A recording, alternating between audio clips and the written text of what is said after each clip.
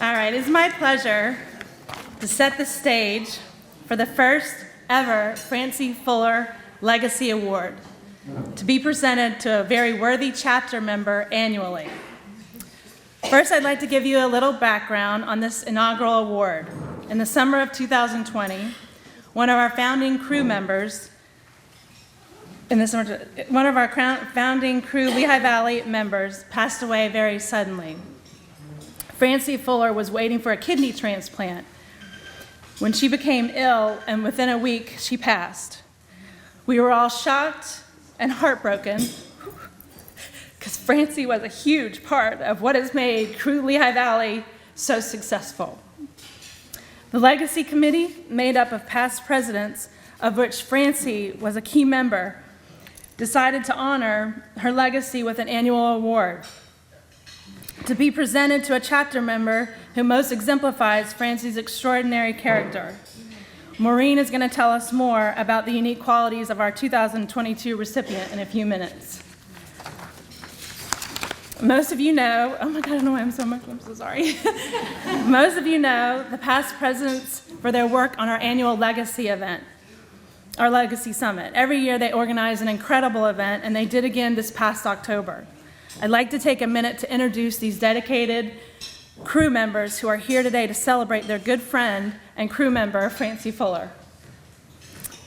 Please stand when I say your name. Jane Shift, Tracy Yadish,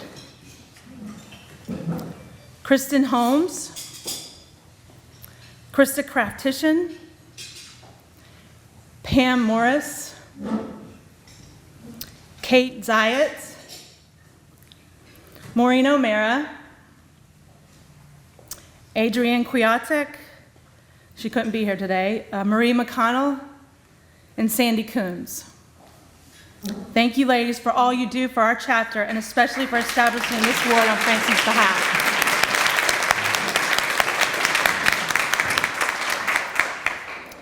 Now I'd like to introduce Francee's husband, Scott Stoneback, to tell us a little bit more about Francee from his personal perspective. Scott is president of the Media People and was married to Francee for 44 years. Please welcome Scott Stoneback.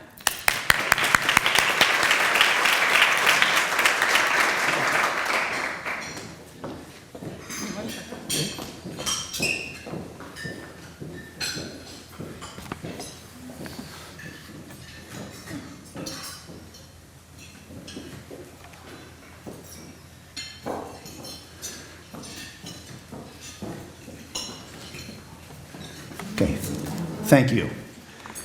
So I met Francee in 1969 at Temple University. I had just completed a 4-year enlistment in the Air Force, where I was stationed at Pacific Headquarters in Hawaii. It was 8 a.m. on a Tuesday morning. We had a Journalism 50 class. The professor gave us our syllabus, dismissed the class, so we all went for coffee. Francee took the train in from Northeast Philadelphia, where her family lived. She had a boyfriend and graduated from Ben Salem High School as valedictorian of her class. She was a direct descendant of Dr. Samuel Fuller, the physician on the Mayflower. Fast forward to December of that year. I was coming off the slopes at Doe Mountain, now Bear Creek, and a girl ran up and gave me a big hug. It was Francee. She'd come to Doe Mountain with her mother, Merle, and her friend Midge to watch Midge's son, David, ski. I invited them to stop by for a visit. My mother had a freshly baked chocolate peanut butter cake, and I had fresh pineapples just arrived from the ABA airport the day before, sent by my friends in Hawaii. She was late getting home, and her boyfriend was not pleased. Being the independent soul that she was, Francee soon ditched that boyfriend, and we spent even more time together. At that point, I was living at Broad and Erie in Philadelphia. I'd visit Francee at home after I got to work at 9 o'clock. After a year, my lease came up for renewal, and Francee's mother, Merle, invited me to rent Francee's brother's room. I'd take Francee to and from Temple each day and do the lawn and chores around the house. I graduated and moved back to Lehigh Valley to be the associate producer with Rob Miller, filmmaker, with whom I had played jazz before I entered the service. After Francee graduated as a presidential scholar, she and her mother moved north to join me in Albertus. It was a very happy time. Francee joined me at Rob Miller, and we did research on many film projects. She also had a television program on Channel 39, Equimedia Newsletter. At one point, she called to advise she was incoming with a cat who she picked up on the Schuylkill Expressway. It was injured, lying on the median, so she stopped her car in the middle of traffic, picked up the cat. We named the cat Penelope, and it lived a long life. After that, Francee joined the Montgomery Realty Company in Conshohocken as the vice president of marketing. She had shopping centers from Delaware to Stroudsburg. It was her responsibility to make sure that these malls had Santa Claus and promotional activities to bring in the shoppers. Earlier in our relationship, I'd asked Francee to marry me. She hesitated and told me she's not ready for marriage, as she had a great deal on her plate with the shopping centers. She did say that when she got married, she'd marry me. Together, Francee and I formed the Media People. This is our 48th year of being in business. She'd review my scripts, I'd shoot her stills and videos at the malls. When I decided to run for Lehigh County Commissioner, Francee said to me, "I think it's time for us to get married." So we did just that at my cousin's farm in Oldie, Pennsylvania. We got married on her parents' wedding anniversary. After 10 years, we decided to have a child. It turned out to be 2 identical boys. Francee decided she wanted to move her job closer to home, and Barry Isa was looking for a marketing director. That was a small engineering firm, but with Francee, Barry saw an opportunity to grow the company. That relocation provided Francee with the opportunity to become involved in the boys' lives and the community. I shall always be grateful to Barry for that opportunity. Francee spent 4 terms on the East Penn School Board. She was on the governing board of the Lehigh County Votech School, plus a myriad of other organizations. She loved music and was always reading. Francee was involved in every phase of our sons' lives as they moved from Emmaus to Shippensburg. Her service to the Lehigh Valley was recognized many times as she received award after award. In 2014, she was recognized with the Athena Award. Throughout the years, Francee has suffered from polycystic kidney disease, which she inherited from her dad. He died from a heart attack when she was 16. After a trip to visit her brother in Elizabethtown, Francee didn't feel well. The next day, I just called the ambulance. They put her on dialysis and were following up with a triple bypass surgery to correct some blockages in her arteries. In a reevaluation prior to surgery, it was learned that 2 of her heart valves had been severely damaged from the kidney disease, so she'd be unable to survive bypass surgery. With that news, we just sat, held hands, and quietly cried. Across those final days, visitors came to say their goodbyes, and she spoke with others by phone. She wrote her own obituary and planned the menu and memorial service, which she wanted to be held on her 70th birthday. She was an incredibly strong woman, and I supported her with all I had, even though my heart was breaking. On that final night at St. Luke's Hospice Care on Black River Road in Bethlehem, I was with her as the rest of the family had returned to Albertus. In the early morning hours, she became uncomfortable, so I called the nurse for medication. At this point, Whitney Houston was singing "I Will Always Love You" on the radio. Francee slipped away as the nurse returned with the medication. I had lost the love of my life. Because it was dark and Francee's brother could not drive at night, I sat there and held her hand until sunrise. In the past 2 weeks, I've been visiting wedding venues with my sons, Robert and Ellis. They both became engaged only recently and are planning weddings in the next year. Francee knew both ladies and felt the boys had found their life partners. They're now 36, with Robert living in Wayne and working as the associate editor of Optometric Management Magazine, a publication for eye doctors. Ellis is in New York City as the avid video editor for Michael Simon's cooking programs on the Food Network. I thank you for all the kindness you've shown through the years and the recognition that you provide to Francee's memory in creating this award. I know Francee's looking down and smiling, and I thank you.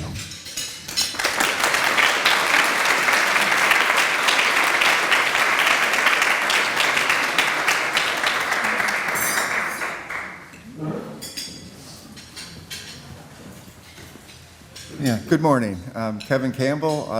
With Barry Isa and Associates, I worked with Francee for 16 years.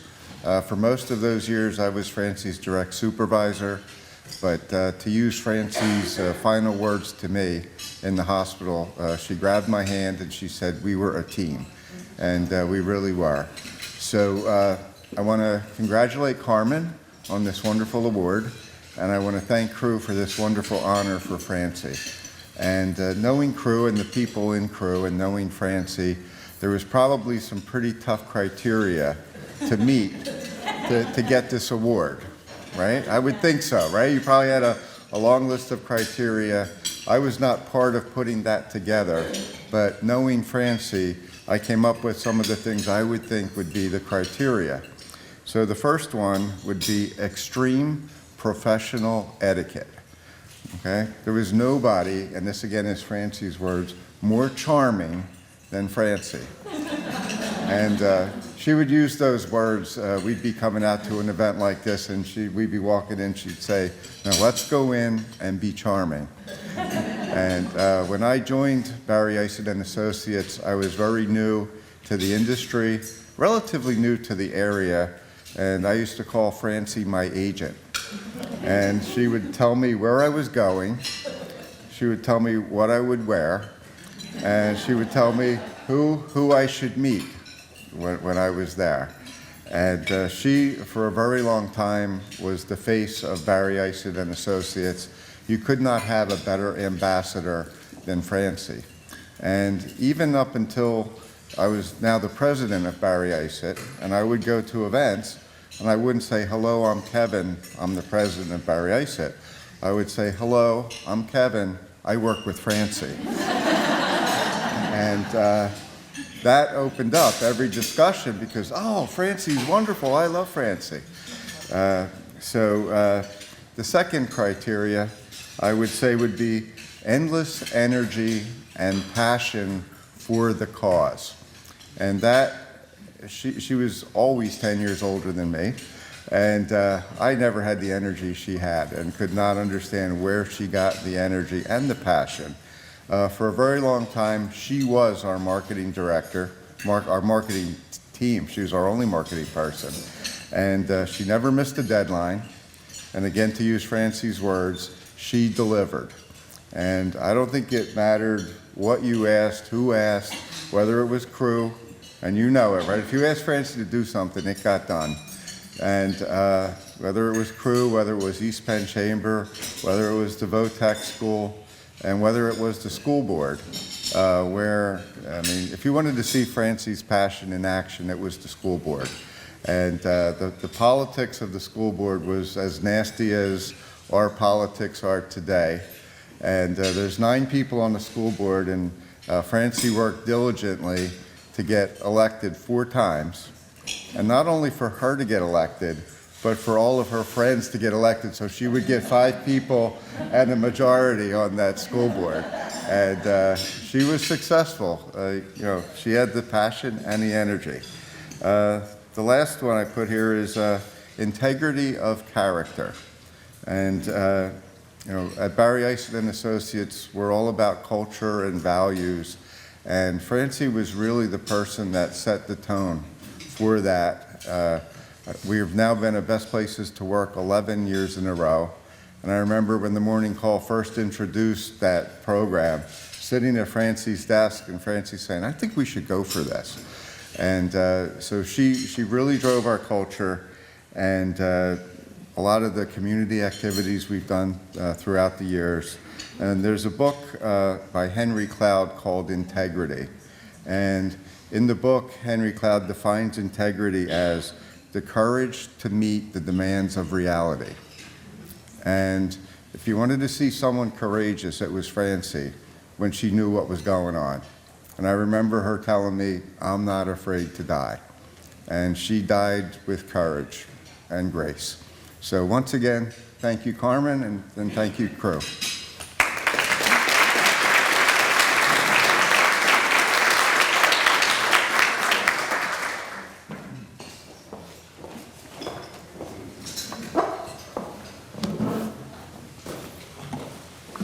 Good morning. I'm Maureen O'Meara, and I am a member of the Past Presidents Committee. I took a lead role in organizing the Francee Fuller Award, honoring our dear friend, so I want to take one moment to tell you about the nomination process. Krista, I'm glad you finally got here. As with most organizations, the real work and the heavy lifting is always done at the committee level. That's where you really get to know people. Just ask any committee chair in here who does the heavy lifting. We believe that committees are the backbone of our organization, so we asked each committee chair to nominate an individual for consideration for the award. Several committees actually came up with more than one nomination, and that, I think, is a real positive reflection on the quality of our membership. Carmen Flosdorf, would you please join me at the podium? And Jane Schiff, would you please join me? While she's walking up here, let me tell you that as Kevin and Scott were speaking, I couldn't help but notice so many of the words that they were using to describe Francee were in Jaspreet's nomination for Carmen. It worked out beautifully. I think we have a perfect nominee for this inaugural award in Carmen. We clearly have a shining star as the recipient of the inaugural Francee Fuller Award. So on behalf of the Past Presidents Committee, our wonderful board of directors, and all of our crew Lehigh Valley members, congratulations, Carmen.